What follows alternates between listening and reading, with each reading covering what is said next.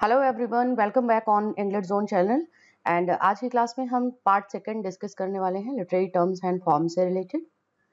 Part first already uploaded है channel पे, जिसमें हमने मोस्ट इंपॉर्टेंट एमसीक्यूज डिस्कस करा है इस इंपॉर्टेंट टॉपिक से, जो कि UPTGT, PGT and other exams के लिए बहुत ही इंपॉर्टेंट टॉपिक है। बहुत ही इंपॉर्टेंट आपका ये सिलेबस है जो कि पूछा ही जाता है आपसे एग्जाम में। तो चलिए हम बिना डिले किए हुए स्टार्ट करेंगे हमारा सेशन, और जल्दी से आप सभी शेयर कर दीजिए इसे। पहले क्वेश्चन का आंसर देंगे। यहाँ पे 51 क्वेश्चन है, 50 क्वेश्चन तक हमने डिस्कस कर लिया है लास्ट के वीडियो में, जो इससे रिलेटेड फर्स्ट पार्ट है।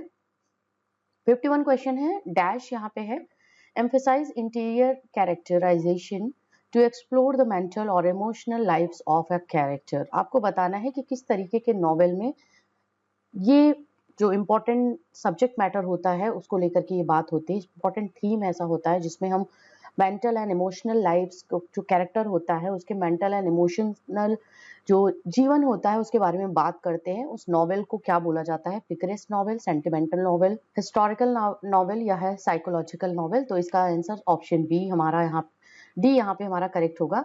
मेंटल की बात हो रही है एंड इमोशनल लाइफ्स की बात हो रही है, तो उसको हम क्या बोलेंगे? Psychological novel. ऑप्शन हमारा यहाँ पे डी जो है वो करेक्ट होगा क्वेश्चन नंबर 51 का। And here we have the 52 question. A novel that is set in pseudo-medieval setting and has an environment of mystery and horror is called Gothic novel, historical novel, sentimental novel या है picaresque novel. ऐसा novel जो कि उसकी जो setting होती है, जहाँ पे वो पिक्चराइज किया जाता है, उस जगह की जो बारे में बात होती है वो एक मेडिवल सेटिंग के बारे में बात होती है, श्यूडो मेडिकल सेटिंग के बारे में, और मिस्टीरियस और हॉरर से रिलेटेड उसका एनवायरनमेंट होता है। इस तरीके के नॉवेल को हम क्या बोलते हैं, क्या बोला जाता है? और ये तरीके का जो नॉवेल का सब जॉनर जो है उसको हम बोलते हैं, ऑप्शन हमारा जो है वो ए करेक्ट होगा, that is gothic novel. Mary Shelley का Frankenstein is the fine example we have, जो कि इसी सेम सब्जेक्ट मैटर पे बेस्ड ऑन है, फ्रैंकेनस्टाइन। आगे नंबर 53 क्वेश्चन है, which type of novel present a social word conveying the values and customs of a complex and high developed society? किस तरीके के, अभी हम देखिए नॉवेल के सब जॉनर के बारे में बात कर रहे हैं, टाइप्स ऑफ नॉवेल के बारे में एमसीक्यूज हम डिस्कस कर रहे हैं, जो कि आपके लिटरेरी फॉर्म्स में आपका क्वेश्चन बन सकता है। तो यहाँ पे हमारा है कि वो टाइप ऑफ नॉवेल आपको बताना है जो कि सोशल वर्ल्ड को एक तरीके से, जो सोशल वैल्यूज जो होते हैं, कस्टम्स जो होते हैं, और जो हमारे मूल्य होते हैं, हमारी जो आधार होता है, हाईली और कॉम्प्लेक्स जो डेवलप सोसाइटी होती है, उनको कन्वे जो करता है, वो किस तरीके का नॉवेल होता है? Historical novel of manners, Gothic novel, sentimental novel. तो जो हाईली कॉम्प्लेक्स डेवलप्ड सोसाइटी के कस्टम्स, उनके वैल्यूज और उनकी जो एक तरीके का कल्चर होता है उसको रिप्रेजेंट करते हुए जो नॉवेल लिखा जाता है उसको हम बोलते हैं novel of manners. Okay, novel of manners से आप समझ ही जाओगे कि नॉवेल यहाँ पे जो है वो मैनर्स को दिखा रहा है, उनके जो एक तरीके का उनका जो ढंग होता है, उनका जो लाइफ स्टाइल होता है, उस टाइप में बात होती है, उसको हम नॉवेल ऑफ मैनर्स बोलते हैं। Option B is the answer of 53 question. चलिए 54 की बात कर लेते हैं। यहाँ पे फिर से यहाँ पे डैश है हमारा, ये हमारा डैश है, is the formation of word from the sound associated with what is named. आपको होता है कि ये बताना है कि जो डैश में यहाँ पे फिल करना है वो जो होता है वो फॉर्मेशन ऑफ वर्ड्स होता है, किससे निकल के आता है? जो साउंड होता है उसी से एसोसिएट करते हुए आता है, उसी के भी यहाँ पे इसका नेम दिया गया है। सटायर उसको बोलते हैं, मोटिव, पैथोस या ओनोमोटोपोइया, ये किस तरीके का, यहाँ पे फिगर ऑफ स्पीच की स्पेशली बात हो रही है। तो ऑप्शन डी, 3 ऑप्शन तो ऑमिट होंगे आपके, इनको नहीं हम करेंगे करेक्ट। ऑप्शन डी को करेक्ट करेंगे, ओनोमोटोपोइया, जहाँ पे साउंड्स के बारे में बात होती है। जिस भी फिगर ऑफ स्पीच में अगर जैसे किसी पक्षी की आवाज की बात होगी या किसी एनिमल की आवाज की बात होगी, कोई अपने मुंह से अपने तरीके की वॉइस उसकी, जहां भी आपको साउंड डिनोट करता हुआ कोई वर्ड दिखता है, that is called onomatopoeia. Okay, that is option D is the answer. 55 को देखते हैं, balancing of two contradicting ideas, words, phrases और क्लॉजेज इज कॉल्ड। जो कंट्राडिक्ट करते हुए दो तरीके के, इस तरीके के जो बैलेंस करते हैं, बैलेंस ऑफ टू कॉन्ट्राडिक्टिंग, एक दूसरे को कॉन्ट्राडिक्ट करते हुए जो आइडियाज, वर्ड्स, फ्रेजेस और क्लॉज होता है उसको हम क्या बोलते हैं? आर्केटाइप, एंटीथेसिस, स्टाइल या डिडक्शन। तो ऑप्शन बी है हमारा right answer, that is called antithesis. अगले नंबर को देखेंगे, नंबर 56 को ऑप्शन है, यहाँ पे क्वेश्चन है, इसको करेक्ट आंसर करिए आप सभी। 56 we have a term that is used in existential criticism to show both the individual and collective anguish and anxiety of the period after the Second World War is called Angus, motive, antithesis या है none of these. What we call that कि जो एक तरीके से existential criticism जो होता है, जो शोकेस क्या करता है, इंडिविजुअल एंड कलेक्टिव जो पेन होता है, जो एक तरीके से एंजाइटी होती है, उसको सेकेंड वर्ल्ड वॉर के चीजों को जो ये प्रेजेंट करते हुए ऐसी चीजें जो लिखी जाती है उसको हम क्या बोलते हैं? ऑप्शन ए हमारा जो है ये हमारा करेक्ट आंसर है। इसका जो करेक्ट आंसर होगा वो एंग्स्ट होगा। Option A is the correct answer. Angst क्या बोलते हैं? जैसे ये होता है जो सिचुएशंस होती हैं और लाइफ के बारे में जो एक तरीके का जो आपका व्याकुलता, चिंता होती है, जो एग्जिस्टेंशियल क्रिटिसिज्म से आपके अस्तित्व से रिलेटेड करता है, उसके क्रिटिसिज्म के बारे में बात होती है। इस टर्म को सेकेंड वर्ल्ड वॉर के बाद ये टर्म बहुत ज्यादा पॉपुलर हुआ था और ये जो टर्म बोला जाता है उसको एंजस बोलते हैं। ऑप्शन हमारा जो है वो एक करेक्ट है इस क्वेश्चन नंबर 56 का। 57 को देखते हैं। और an dash is a term used to describe an address to the dead as if living. ऐसे किसी को, ये आपको मैं पहले इंडिकेट कर देती हूँ, ये हमारा फिगर ऑफ स्पीच से बात हो रही है, जहां पे हम किसी डेड को इस तरीके से इंडिकेट करते हैं, इंडिकेट या उसको वर्ड्स में या उसको एक सेंटेंस में इस तरीके से उसके बारे में बात करते हैं, उसको एड्रेस करते हुए होती है कि जहां पे ऐसा लगता है कि वो एक तरीके से लिविंग है, उसको इस तरीके से एड्रेस किया जाता है, तो वो फिगर ऑफ स्पीच जो कहलाता है वो हमारा ऑप्शन सी है। Apostrophe is the correct answer of the question number 57। जैसे हम बात करते हैं डेड और एब्सेंट होता है, मतलब वो अवेलेबल नहीं होता है, बट उसको हम इस तरीके से दिखाते हैं कि ये कहीं ना कहीं उस तरीके से उसको संबोधित किया जाता है, एड्रेस किया जाता है कि जैसे ये अभी हमारे सामने वो चीजें हैं। तो उसके अगर हम आंसर की एग्जाम्पल की बात करते हैं यहाँ पे, तो बहुत से फाइन एग्जाम्पल्स हैं, जिसमें से जैसे डेथ के बारे में बात हो रही है। Death be not proud though some have called the mighty and dreadful for thou art not. Okay, अगर हम इस तरीके से बात करते हैं नॉट सो, तो death be not proud, death को क्या है, और एक इंपॉर्टेंट चीज ये है कि इसमें आपको जो होता है अपोस्ट्रोफी मार्क देखने को मिलता है, death be not proud of. इसके साथ ही साथ O captain my captain Walt Whitman की पोएम है, जहाँ पे वो कैप्टन अब्राहम लिंकन जो कि अवेलेबल नहीं है, जो कि डेड हैं, उनको एक तरीके से एड्रेस करते हुए पोएम लिखी है। तो इस तरीके से यहाँ पे हम जो बात करते हैं, that person that thing is not available we have, but we are addressing that as it is living or it is before us.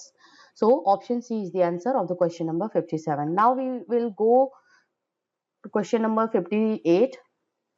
What do we call to a temporary departure from the main subject in writing or speaking? Writing और speaking जो होता है उसको, इससे थोड़ा सा हट के जब हम मेन सब्जेक्ट से हट के थोड़ा सा किसी चीज के बारे में बात करते हैं, तो वो क्या बोला जाता है? That is called angst, parody, mood या डिग्रेशन।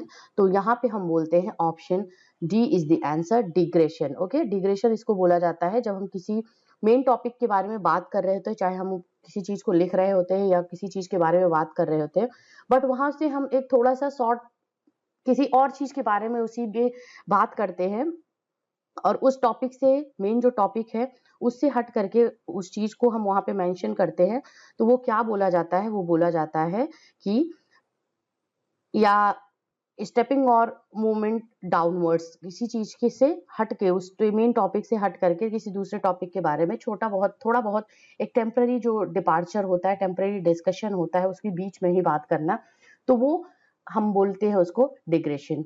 ये एक टर्म है जो कि लिटरेरी टर्म्स में यूज होता है।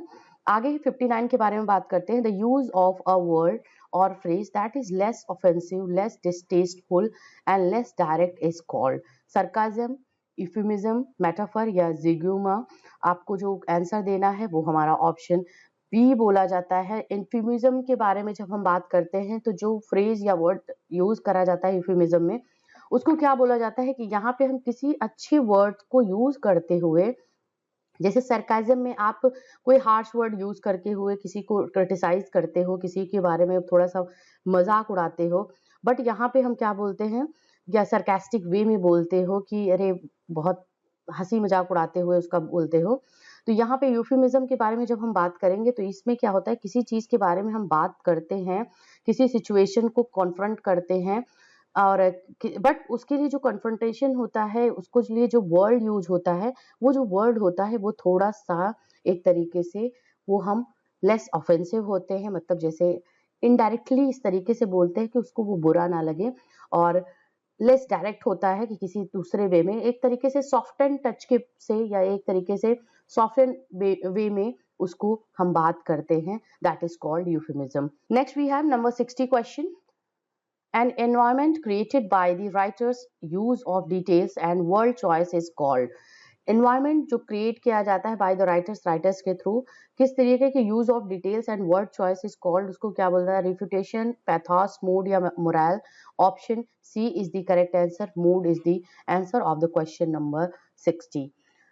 number 61, what do we call to an action of proving a theory or idea false by giving opposing argument। opposing argument को एक तरीके से देते हुए किसी थियरी को, जब हम होता है action of proving a theory और आइडिया फॉल्स, किसी एक्शन को उसको या उस थियरी को उसको हम क्या होते हैं आइडिया को फॉल्स प्रूव करते हैं, जब वो एक तरीके का हम अपोजिंग आर्ग्यूमेंट देते हैं, तो उसको क्या बोला जाता है, रिफ्यूटेशन या है मूड, मोटिव या है नन ऑफ दीज। तो इस क्वेश्चन के आंसर को देखेंगे, option A is the answer, refutation होगा यहाँ पे। रिफ्यूटेशन को थोड़ा सा मैं आपको एलाबोरेट कर देती हूँ यहाँ पे क्या होता है इसका मीनिंग। तो रिफ्यूटेशन का जो मतलब होता है वो होता है कि किसी की बात को का खंडन करना, उसको रॉन्ग प्रूफ करना, कुछ ऐसे आर्ग्यूमेंट्स दे करके या कुछ ऐसी बातें कह करके उस बात को, जो कि एक बात होती है उसके पर्सन के अकॉर्डिंग कि वो सच है, बट आप उसको कहीं ना कहीं उसको खंडन कर रहे हो, उसका कन्फ्रंटेशन कर रहे हो बाय गिविंग अपोजिंग आर्ग्यूमेंट, उससे हट करके कुछ आर्ग्यूमेंट आप जो देते हो उसको रिफ्यूटेशन बोलते हैं। This is a term used in literature। Now we have the next question number 62। A thing, idea or person that stands for another thing, idea or person is called। This is a literary term। आप उसको क्या बोलते हैं, जगमा बोलते हो, setting बोलते हैं, सिंबल या स्टाइल बोलते हो।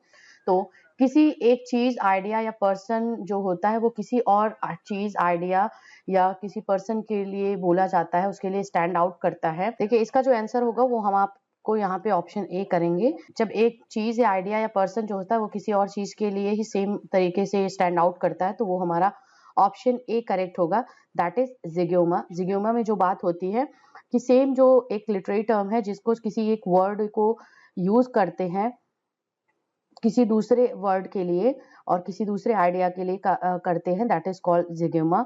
एंड इसका एक एग्जाम्पल के थ्रू लास्ट वीडियो में भी हमने डिस्कस करा था। तो देखिए यहाँ पे जो बात हो रही है, they left the room with teary eyes and hearts. तो यहाँ पे क्या है, लेफ्ट द रूम, टीयरी जो बात हो रही है किसके लिए बात हो रही है, आईज के लिए भी बात हो रही है, हार्ट के लिए भी बात हो रहा है। तो यहाँ पे दो चीजों के लिए एक वर्ड का सेम आइडिया जो है किसी और चीज के लिए भी स्टैंड आउट कर रहा है, उसके लिए भी वो बात कर रहा है, तो वहां पे उसको हम जिग्योमा बोलते हैं। This is the thing used in a literary term जिसको हम बात करते हैं जिग्योमा। तो ऑप्शन हमारा ए करेक्ट होगा। 63 के बारे में बात करेंगे। What do we call to the designation of one thing with something very closely related to it. Designation के बारे में बात हो रही है कि कोई किसी और चीज के लिए हम उसको यूज करते हैं जो कि उससे बहुत ज्यादा रिलेट करता है, क्लोजली उससे रिलेशन में होता है। जब इसके बारे में बात हो रही है तो हम जो बात करेंगे इसमें सटायर होगा, वो टोन होगा, एनाफोरा या है मेटोनमी। तो यहाँ पे जो करेक्ट आंसर है अगर उसके बारे में हम बात करते हैं तो वो हमारा ऑप्शन डी करेक्ट होगा, जिसको हम बोलते हैं मेटोनमी। मेटोनमी होता है कि जो किसी एक्ट का होता है, उस किसी नाम से उसको रेफर किया जाता है जो कि उससे बहुत ही क्लोजली कनेक्टेड होता है। जैसे हम बात करते हैं क्राउन की बात करते हैं, तो क्राउन क्या है, किंग से रिलेट करता है। तो किंग ना बोल करके वहां पे हम क्राउन को जब हम एग्जाम्पलीफाई करते हैं उसको हम एक तरीके से डिनोट करते हैं, जैसे क्राउन ऑफ इंग्लैंड। देखिए, क्राउन ऑफ इंग्लैंड के बारे में बात हो रही है, तो क्या हो रहा है, क्राउन ऑफ इंग्लैंड का मतलब है कि क्राउन किसके लिए होता है, किंग या क्वीन के लिए होता है, जो ऑथोरिटी पर्सन होता है किंग और क्वीन के लिए होता है। तो इसीलिए यहाँ पे क्राउन कहाँ से, जिन्हें किंग ना बोल करके या क्वीन ना बोल करके हम क्राउन के बारे में बात कर रहे हैं। प्रेसिडेंट ऑफ यहाँ पे जैसे व्हाइट हाउस किससे रिलेट करता है, प्रेसिडेंट ऑफ अमेरिका से रिलेट करता है। तो व्हाइट हाउस के बारे में जब बात करती है तो वहां पे ये किसका डिनोट करता है, president of America. And same उसी तरीके से क्राउन जो बात हो रही है वो किससे बात हो रही है, वो इंग्लैंड के किंग या क्वीन, किसी भी अगर अदर जगह के किंग या क्वीन के बारे में बात हो रही है। तो जो डेजिग्नेशन होता है उसको बुलाने के लिए कोई ऐसी चीज का यूज करा जाता है जो उससे बहुत ही क्लोज हो, उसके नियर बाय हो और उससे रिलेट करता हो, that is called metonymy. Option D is the answer of question number 63. 64 we have, in a literary writing this reversal in hero's fortune is called. Literary writing में जब reversal होता है hero के fortune में, उसको क्या बोला जाता है, मतलब उसके जो sudden change होता है, antagonist, peripety या है antithesis, none of these। तो इसको हम option B बोलेंगे, peripety, जिसको हम peripecia बोलते हैं। ये हमारा करेक्ट आंसर है, TIA, ठीक है।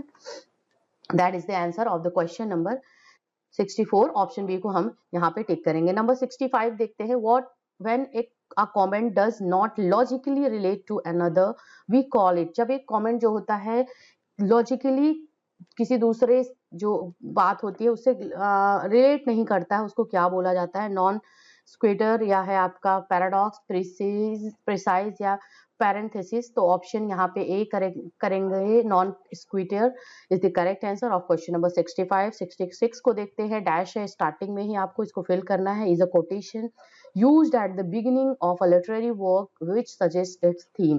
किसी भी लिटरेरी वर्क में कोटेशन को यूज करा जाता है, जिस कोटेशन को वो क्या होता है कि वो सजेस्ट करता है उसकी थीम को, मतलब जो वो लिटरेरी वर्क है उसके बारे में पूरी तरीके से बात करता है, मेन इंपॉर्टेंट थीम के बारे में बात करता है, और वो कोटेशन क्या बोला जाता है जो स्टार्टिंग में ही उस लिटरेरी वर्क में यूज होता है। एपिग्राफ, fiction, moral या parable। Option A is the answer of the question number 66, that is called epigraph. Next, number 67, in a literary writing a reference to something with which the reader or spectator is expected to be familiar is called। ऐसा reference या writing जो होती है, literary writing या reference जो होता है, जो कि रीडर या स्पेक्टेटर को ये दिखाता है कि वो किस तरीके से उससे फेमिलियर है, उससे जानता है, expected to be familiar in that. Metonymy, metaphor, allusion या है सिंबल, तो उसको क्या बोलते हैं, allusion. Option C is the answer of question number 67। Number 68 को देखते हैं, arrangement of objects according to class is called. Class के अकॉर्डिंग जो ऑब्जेक्ट का अरेंजमेंट होता है उसको क्या बोलते हैं, डेड, मेटाफर, डेलिब्रेशन, रजिस्ट्रेशन या क्लासिफिकेशन। ऑप्शन डी, ऑब्वियसली किसी चीज का क्लासिफिकेशन होता है किसके अकॉर्डिंग, उसके क्लास के अकॉर्डिंग जब होता है, that is called arrangement of object according to class is called classification. Option D is the answer of question number 68. 69 we have the dictionary of literary meaning of a word is called। Dictionary या literary जो meaning होता है किसी word का वो क्या बोला जाता है, सिंटैक्स, डेनोटेशन, कॉनोटेशन या नन ऑफ दीज। तो ऑप्शन बी होगा उसका, वो क्या होता है, उसको हम डेनोटेशन बोलते हैं। डिक्शनरी लिटरल और literal meaning of a word, जिसका जो यूज करा जाता है वर्ड किसी राइटिंग में, किसी राइटिंग को लिखते वक्त, तो आप लास्ट में देखते हो कि डिनोटेशन दिया जाता है कि इस वर्ड का जो है जो मेंशन था वहां पे, जैसे किसी जगह के बारे में बात होगी तो उसको थोड़ा सा एक तरीके से एक्सप्लेन करते हुए लास्ट में जो दिया जाता है उसको हम बोलते हैं डिनोटेशन। ओके, ये बहुत सी आपको बुक्स में, मैक्सिमम बुक्स में आपको देखने को मिलेगा। 70 we have the question, dash we have is not the literal meaning of a word, rather it is the implied meaning of a word is called image, denotation या है connotation, none of these। Option C को correct करेंगे। connotation जो होता है कि उसका literal meaning तो वो नहीं होता है, बस कहीं ना कहीं उसको implied meaning के वे में यूज करा जाता है, तो वो क्या होगा, वो कहीं ना कहीं इसका जो सजेस्ट करता है इस तरीके का जो connotation जो होता है, तो ऑप्शन सी को यहाँ पे हम करेक्ट करेंगे।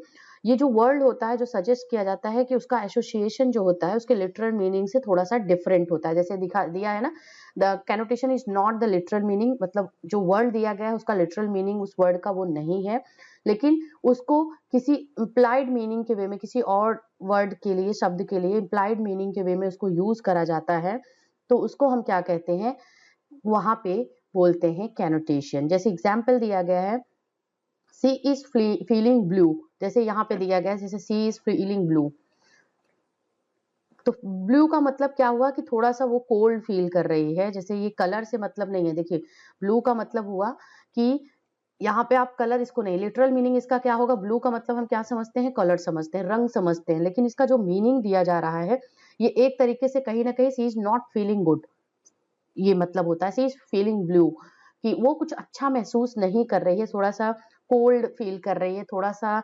अनकंफर्टेबल फील कर रही है, सैड फील कर रही है, तो इसके लिए जो यूज करा जाता है वर्ड उसको हम कैनोटेशन बोलते हैं। इसका लिटरल मीनिंग तो अलग होगा, बट इसका जो इम्प्लाइड मीनिंग दिया जाएगा कि इसका यहाँ पे एक तरीके से आशय क्या है उसका, उसको क्या कहने की कोशिश की जा रही है, वो होगा हमारा कैनोटेशन। तो ऑप्शन सी करेक्ट है नंबर 70 क्वेश्चन का। 71 को देखते हैं, the writer's choice of diction syntax and tone is called.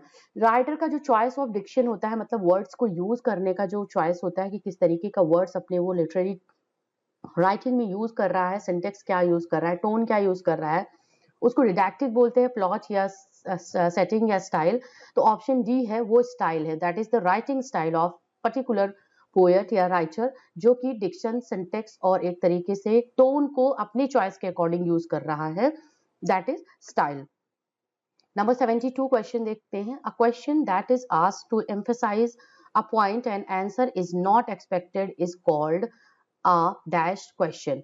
एक क्वेश्चन जो पूछा जाता है, emphasise, asked to emphasise a point and answer, एक पॉइंट या किसी आंसर को एम्फसाइज करने के लिए किया जाता है, एक प्रश्न ऐसा पूछा जाता है, is not expected is called question.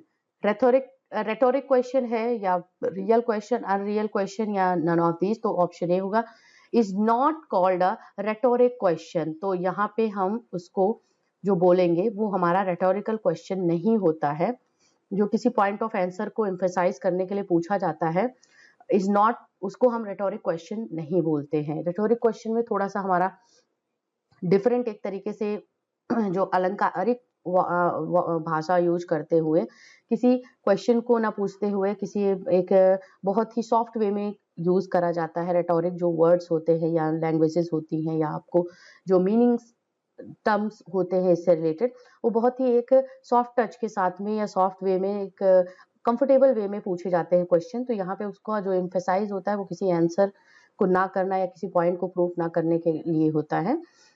Number 73 question को देखते हैं, variation of regular words word order, subject verb plus object is called enallage, inversion, hyperbole या litotes. Option B correct होगा, इन्वर्सन बोला जाता है इसको।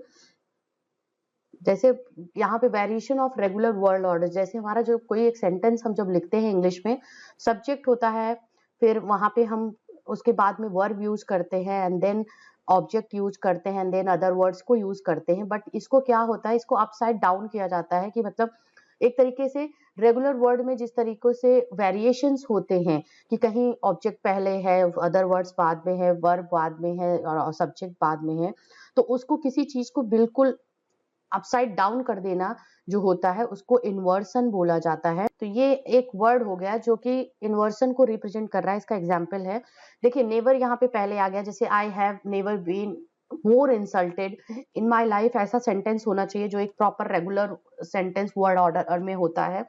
आई have never been more insulted in my life, but यहाँ पे क्या दिया गया, never have I been more insulted in my life, ऐसे कुछ सेंटेंस को यूज करा गया है। तो ये क्या है, ये इन्वर्सन को रिप्रेजेंट कर रहा है। इन्वर्सन के बारे में इसमें बात कर रहे हैं, जहाँ पे जो एक वर्ड ऑर्डर होता है, जो वर्ड ऑर्डर होता है, शब्दों का जो क्रम अनुसार जो रखना होता है, उसको बारे में ध्यान ना देते हुए इसके वेरिएशंस पे ध्यान दिया जाता है, इसके वेरिएशंस को यूज करा जाता है, मतलब एक तरीके से अपसाइड डाउन किया जाता है, दैट इज कॉल्ड इन्वर्सन। तो ऑप्शन बी हमारा करेक्ट है 73 क्वेश्चन का। 74 we have a process of reasoning for parallel cases is called. Process जो होता है रीजनिंग का पैरेलल केसेस में उसको क्या बोला जाता है, रेटोरिक या है एपिफेनी, फेयर्स या है एनोलॉजी। तो ऑप्शन यहाँ पे हम डी करेक्ट करेंगे, ऑप्शन डी करेक्ट होगा। जो प्रोसेस होता है रीजनिंग का पैरेलल केसेस में, दैट इज कॉल्ड, दो वस्तुओं के बीच में जहां पे जो समानता या समरूपता के बारे में बात होती है रीजनिंग के थ्रू, उसको हम बोलते हैं analogy. Next question number 75 aphorism is fable, B है अ मोरल स्टोरी या है अ शॉर्ट फिथी स्टेटमेंट या long story. Option C is the answer.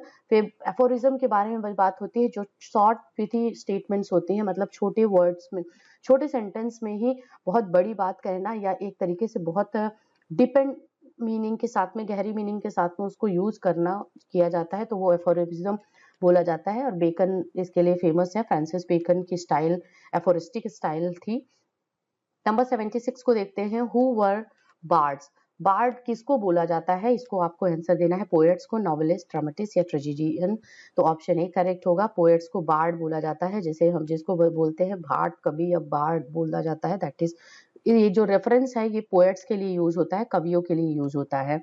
Number 77, a situation और event that can be interpreted is more than two ways, ambiguity, clarity, euphemism या none of these। तो option A correct है। ambiguity की बात होती है जहां पे सिचुएशन, किसी इवेंट को इस तरीके से इंटरप्रेट किया जाता है कि वो दो तरीके से, मोर देन टू वेज, दो तीन तरीके से, जो एक तरीके से थोड़ा सा क्योस क्रिएट करता है, थोड़ा सा एक तरीके से उसको समझना थोड़ा सा मुश्किल होता है, उसको एम्बिग्यूटी बोलते हैं। ऑप्शन ही हमारा करेक्ट है क्वेश्चन नंबर 77 का। 78 को देखते हैं, a part of something that stands for the whole। एक पार्ट को ले करके किसी पूरी चीज के बारे में जब वो डिनोट करता है, वो उसको क्या बोला जाता है, एक्सपोजिशन, एनालॉजी, सेनेक्डोकी या है स्टाइल। तो ऑप्शन सी हमारा करेक्ट होगा, वो हमारा होता है सेनेक्डोकी। बहुत ही बढ़िया, ये आपका जो एक फिगर ऑफ स्पीच है उसके बारे में बात हो रही है यहाँ पे, जो कि एक पार्ट से हम किसी और चीज के बारे में बात कर रहे हैं, पूरे चीज को वो डिनोट कर रहा है, दैट इज कॉल्ड सेनेक्डोकी। इसके बारे में हमने बात कर ली है। जैसे हम ब्रेड के बारे में बात करते हैं, तो ब्रेड क्या होता है, ब्रेड क्या रिप्रेजेंट कर रहा है, फूड को रिप्रेजेंट करता है, ब्रेड एंड बटर, मतलब लाइवलीहुड जो होता है। एंड अगर हम बात करते हैं जैसे कोई एक यहाँ पे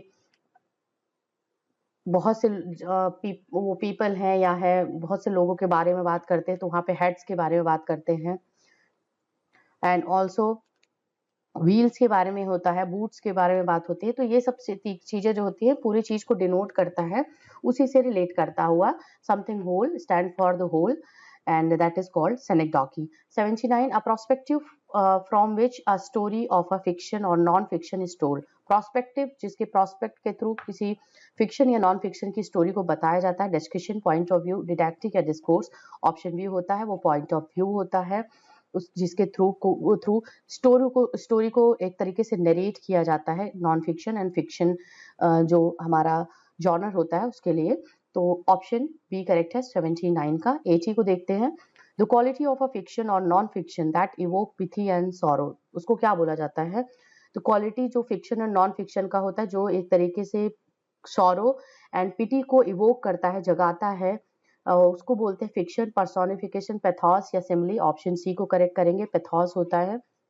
और बेथॉस जो होता है वो हमारा हैप्पी जो सिचुएशंस होती हैं, हैप्पी जो माइंडेडनेस होती है या हैप्पी फीलिंग्स को एक तरीके से अराउज करती है, इवोक करती है।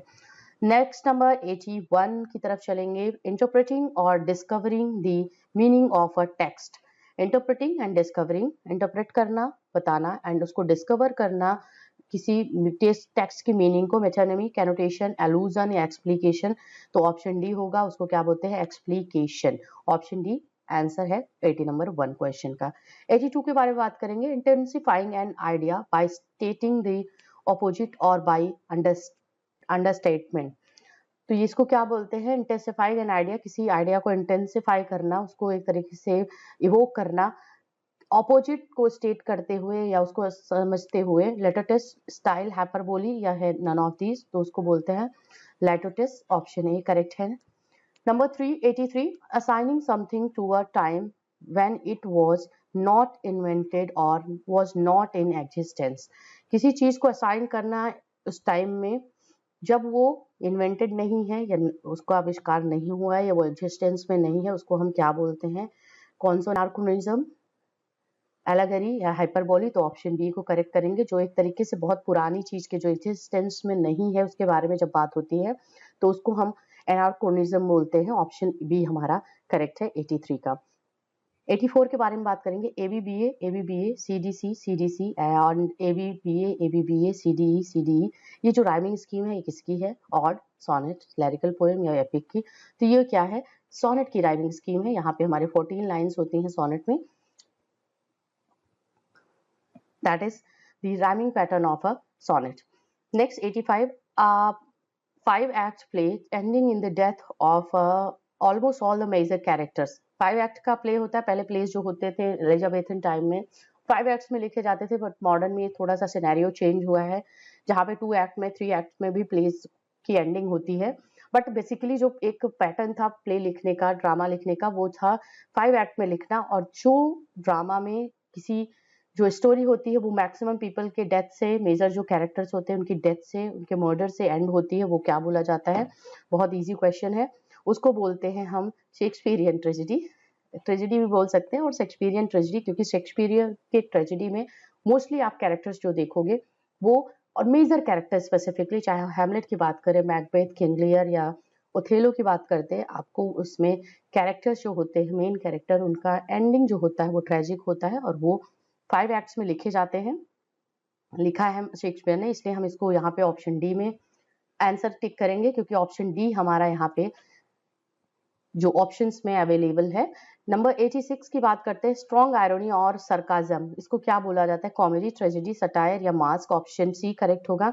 जो स्ट्रॉन्ग आयरनी के बारे में बात होती है, व्यंग्यात्मक या सरकास्टिक वे में जब किसी चीज में लिटरेरी वर्क में लिखा जाता है तो उसको हम सटारिकल वर्क बोलते हैं।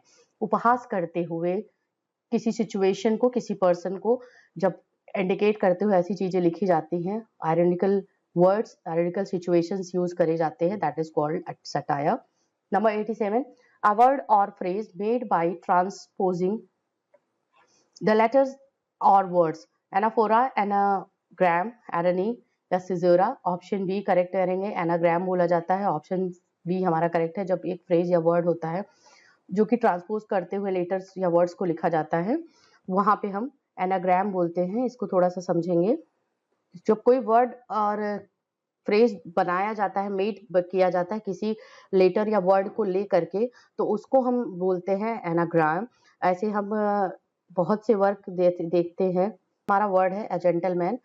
अब यहाँ पे हम जो इसको ले करके, इसी के जो वर्ड्स है इसको लेकर के, जो लेटर्स है इसको लेकर के हम इसको एलिगेंट मैन इसको बनाते हैं। देखिए ई और ई यहाँ पे है, ठीक है, तो ई और ई आ गया, एल है, एल आ गया, जी आ गया, ए एंड टी, क्योंकि ए यहाँ पे एक है तो एक यहाँ पे एलिगेंट हो गया और मैन बन गया, ठीक है। ये तो इसको क्या बोलेंगे हम? इसको बोलते हैं हम एनाग्राम। जब वर्ड्स को ले करके, जो वर्ड्स और लेटर्स होते हैं उसको लेकर के किसी और वर्ड्स और लेटर को ट्रांसपोज किया जाता है, उसको एक तरीके से रिक्रिएट किया जाता है, तो उसको हम बोलते हैं, जैसे यहाँ पे है एलिगेंट, ठीक है। हार्ट है, हार्ट से अर्थ बनता है, ठीक है। हार्ट को अगर हम रीअरेंज करेंगे इसके लेटर्स को तो वहां पे हम अर्थ बनाएंगे। साइलेंट है, उसको रीअरेंज करेंगे वर्ड्स को तो वहां पे लेसन बनेगा। तो ये बहुत अच्छा टर्म है, तो यहाँ पे हम इसको एनाग्राम बोलते हैं। ऑप्शन बी, ये भूलिएगा मत, आप याद रखिएगा इसे। 88, approach fiction shorter than a novel but larger than a short story is called, वो हमारा है नॉवेला। इसके बारे में हमने डिस्कशन कर रखा है। ऑप्शन ए करेक्ट है। 89 को देखते हैं। A group of poets of the 17th century who supported King Charles first in civil war, उनको क्या बोला जाता है? उनको बोला जाता है option C cavalier poets. Option C को हम यहाँ पे Andrew Marvell cavalier poets regard किए जाते हैं, तो ऑप्शन सी हम यहाँ पे करेक्ट करेंगे। Number 90, a novel having the same character and almost the same setting as a previous novel is called sequel, parody, antithesis, anagram, उसको क्या बोला जाता है? सीक्वल बोला जाता है।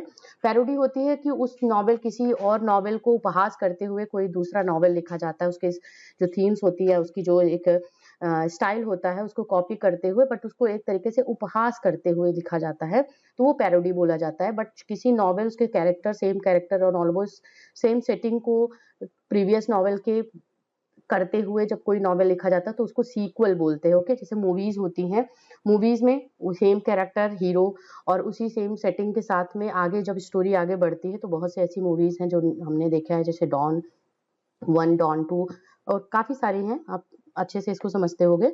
तो सीक्वल इसको बोला जाता है जब सेम स्टोरी, सेम कैरेक्टर को, सेम सेटिंग को लेते हुए आगे वो बढ़ता है, that is called sequel. Number 91, a moral fable that has animal or inanimate objects as characters are called lampoon, old satire, apologue, इसको बोलते हैं एपोलॉग। ऑप्शन डी हमारा जो होगा वो करेक्ट आंसर होगा। कैसे ये मोरल फेबल्स होते हैं जहाँ पे एनिमल्स और कैरेक्टर्स के बारे में बात होती है, उनको एज अ कैरेक्टर लिया जाता है, ऑब्जेक्ट्स को एज अ कैरेक्टर लिया जाता है, तो वो हमारा होता है apologue. Option D is the answer of question number 91। 92, dash portray heroic deeds of a great heroes और warriors in a war. Revenge tragedy होती है जो कि किसी हीरो के ग्रेट डीड्स, उनके वॉर्स को जो होती है, वॉरियर्स को वो पोर्ट्रे किया जाता है, उसको रिवेंज ट्रेजेडी बोलते हैं, नैरेटिव बोलते हैं, या एपिक या ट्रेजेडी, तो उसको क्या बोला जाता है? हम यहाँ पे एपिक बोलते हैं। ऑप्शन सी करेक्ट है। 93, sonnet is a 14 line poem, a 5 line poem, a 13 line poem, 30 line poem या 14 lines poem। यहाँ पे फिर से दो बारी ये दिया गया है, इसको हम 16 बोल देते हैं। देखिए आंसर क्या है, आंसर ये है, तो यहाँ पे हम 16 बोल देते हैं इसको। ऑप्शन यहाँ पे ए करेक्ट दिया गया है, इसलिए हम ए को करेक्ट करेंगे।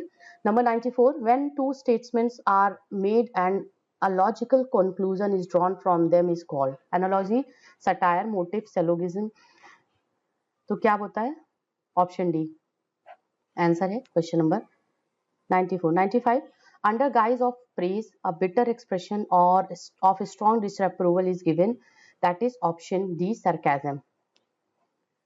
जब किसी स्ट्रॉन्ग डिसअप्रूवल को दिया जाता है किसी प्रेज करते हुए या बिटर एक्सप्रेशन के साथ में, उसको हम सरकाजम बोलते हैं। जैसे सरकास्टिक वे में किसी को हम उसका हम क्वेश्चन का आंसर करेंगे, सरकाजम बोलेंगे। जैसे कि एक तरीके से व्यंग्यात्मक बात को कहना या कटाक्ष के वे में कहना कि किसी के बारे में जो वो है नहीं, बट उसके बारे में आप थोड़ा सा ऐसे बिटर एक्सप्रेशन के साथ में कुछ ऐसे शब्दों का यूज कर दोगे जो उसको थोड़ा सा अच्छा लगेगा, बट वो कहीं ना कहीं एक तरीके से कटाक्ष की वे में बोला जाता है। जैसे किसी के लिए अरे इनका क्या ही पूछना, या अरे भाई ये तो बड़े लोग हैं, तो इस तरीके से ये बातें जो कहना होता है उसको सरकास्टिक वे में करा जाता है। Option D is the answer of question number 95। 96 को देखते हैं। Inanimate things, ideas and animals are given human characteristics, इसको क्या बोला जाता है?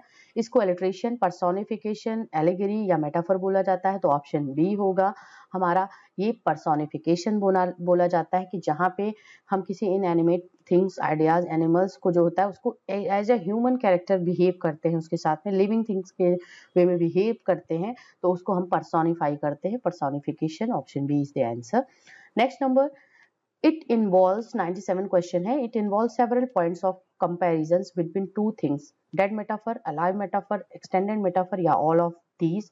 तो ऑप्शन सी है extended metaphor, जहाँ पे किसी जो several comparisons में, point of comparisons में involve होता है between two things, that is called extended metaphor। 98, difference between reality and expectation is called irony, satire, syllogism या है alliteration। ऑप्शन ए है दैट इज आयरनी। आयरनी जैसे हम बोलते हैं ना कि यार ये तो आयरनी हो गई कि हमने सोचा कुछ और था और हुआ कुछ है और, that is the irony of situation. तो यहाँ पे हम बोलते हैं रियलिटी और एक्सपेक्टेशन के बीच में जो बहुत डिफरेंस होता है कि सोचा और कुछ और था और हुआ कुछ और, दैट इज कॉल्ड आयरनी। तो ये ऑप्शन ए यहाँ पे 98 क्वेश्चन को हम करेक्ट करेंगे। 99 के बारे में बात करते हैं। If both halves of a sentence has same importance and length, it is called syntax, motive, ascendental, balance. Option D होगा, balance is the answer. Same importance, same length के साथ में जो वर्ड होता है, कोई सेंटेंस होता है, उसको बैलेंस बोलते हैं। 100 क्वेश्चन को देखते हैं। Literary journal in which language is used for its aesthetic quality is called. Aesthetic quality के लिए जब किसी लिटरेरी जर्नल में लैंग्वेज का यूज करा जाता है तो वो क्या बोला जाता है? ड्रामा, पोइट्री, नॉवेल या ट्रेजेडी। तो ऑब्वियसली पोइट्री उसको बोलते हैं। एस्थेटिक क्वालिटी एक तरीके का कहीं ब्यूटीफुल वर्ड्स के साथ में, एक सौंदर्यपूर्ण वर्ड के साथ में, क्वालिटी के साथ में जब कोई चीज लिखी जाती है, लैंग्वेज यूज की जाती है, तो वो हमारा पोइट्री के सेक्शन में आता है, पोइट्री जॉनर कहलाता है। ये एक लिटरेरी जॉनर है, आप सभी इससे जानते हो। और बाकी तीनों यहाँ पे लिटरेरी जॉनर्स हैं, जो कि ड्रामा जो है वो ट्रेजेडी जो है वो ड्रामा का सब जॉनर है। एंड ये कुछ इंपॉर्टेंट 100 क्वेश्चंस अभी तक के पार्ट 1 पार्ट 2 में हमने डिस्कस करे। वीडियो को बहुत ज्यादा लेंथी ना करते हुए आप सभी से मैं यहाँ पे अभी विदा लेती हूँ। आपसे हम नेक्स्ट क्लास में मिलते हैं। यहीं पे हम इस क्लास को एंड करेंगे और नेक्स्ट क्लास में भी हम कुछ इंपॉर्टेंट टर्म्स के बारे में बात करेंगे। और आप सभी के लिए जिस इंपॉर्टेंट टॉपिक पे आपको क्लास चाहिए, आप प्लीज मुझे मेंशन कर सकते हो कमेंट सेक्शन में, चैट बॉक्स में। उसको जरूर मेंशन करिए आपको किस इंपॉर्टेंट टॉपिक पे क्लास चाहिए, तो मैं वो आप सभी के लिए अवेलेबल करूंगी इस चैनल इंग्लिश जोन पे। नहीं सब्सक्राइब किया है तो प्लीज एक बार सब्सक्राइब कर दीजिए मेरे लिए, इस चैनल के लिए, और सो दैट कि मैं कुछ अच्छे वीडियोस, अच्छी क्लासेस आप सभी के लिए यहाँ पे लेके आऊँ आपके एग्जाम पॉइंट ऑफ व्यू से। तो थैंक यू आप सभी का इस क्लास में बने रहने के लिए।